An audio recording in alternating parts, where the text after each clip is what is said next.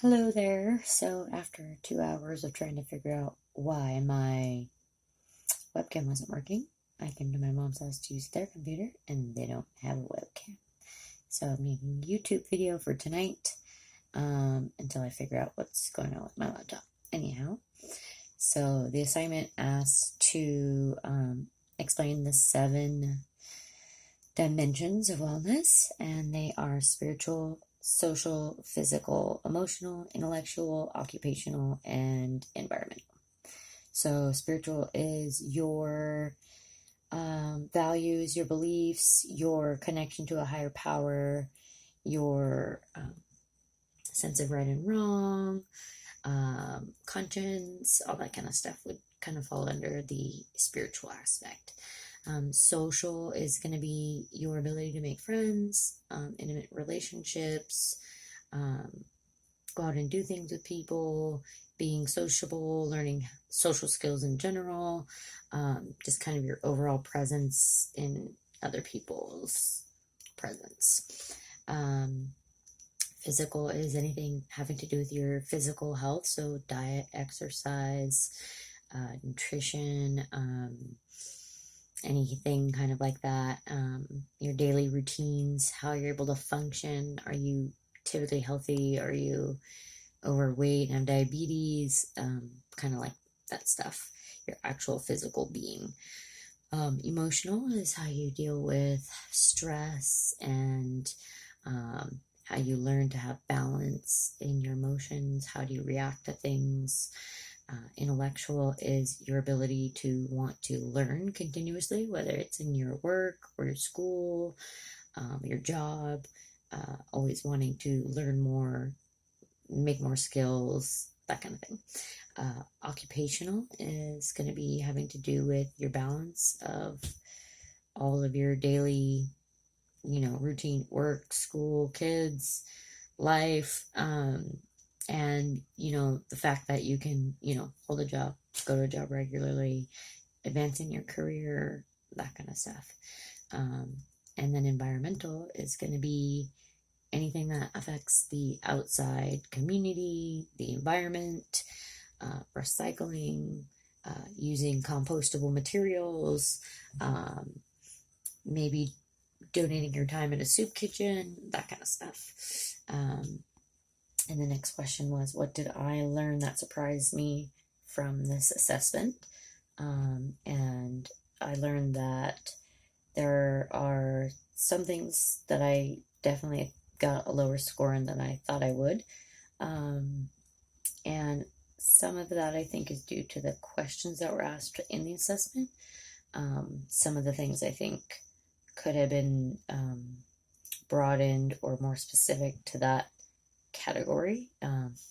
But I also learned that a lot of where I'm at right now in my personal health and wellness is in the strategy phase. And I really need to work on getting more into the action phase in some of my aspects of wellness. The next question was, what were my 3 weakest aspects of wellness? And they are my physical, which I got a 58, and my environmental, which was a 61, and my nutrition, which was a 72. Now, most of my physical is because I don't have a daily physical exercise routine or a goal on what I have to do on a daily basis or weekly basis, because I'm so active in my daily life anyways that I don't really allot time for an actual workout or strenuous activity on a regular basis. And then for the environmental, I think too, a lot of the questions kind of made my score a little different. If they would have asked questions like, do you compost? That would have been like a 10 all the way. Or if they would have asked questions like, do you buy organic products and not use pesticides? I would have totally got a 10.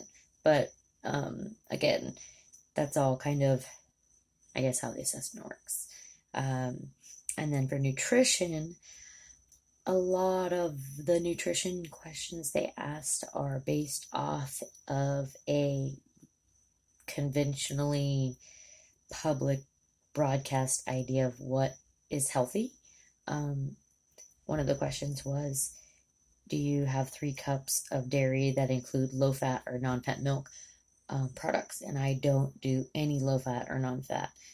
My son's on a keto diet, and we do high-fat intakes. So even though I'm on a modified type of diet, I still feel as if my nutrition is a lot better than most people's, because I have a better understanding of the key ingredients and what types of energies I'm needing from what types of foods. And then the 3 strongest were alcohol and drug. I got an 85. Emotional, I got an 88. And intellectual, about 91. And then it asks which of your lifestyle factors led to these strengths and explain how. I have never really done alcohol and drugs. It's not my thing. So that kind of boosted that score up.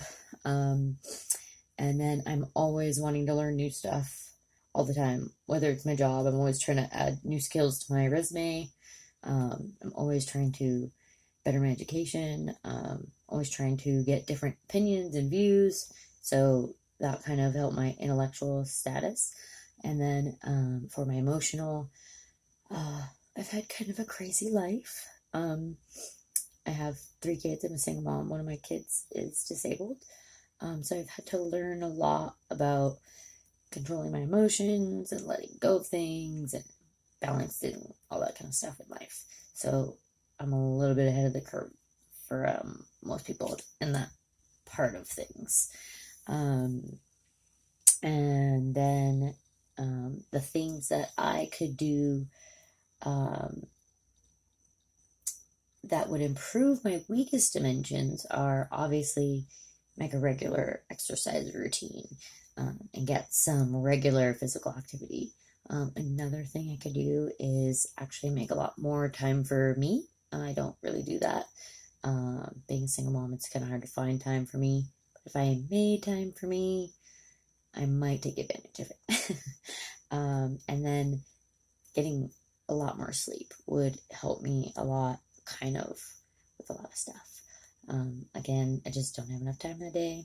I end up pacing, wandering around about things at night, and then waking up and doing them. And then what did I learn that wellness is that it's a complete balance between physical, emotional, spiritual, environmental. I mean, everything affects your wellness, and being able to recognize all of those things is really going to help you or other people understand how to achieve a better sense of wellness.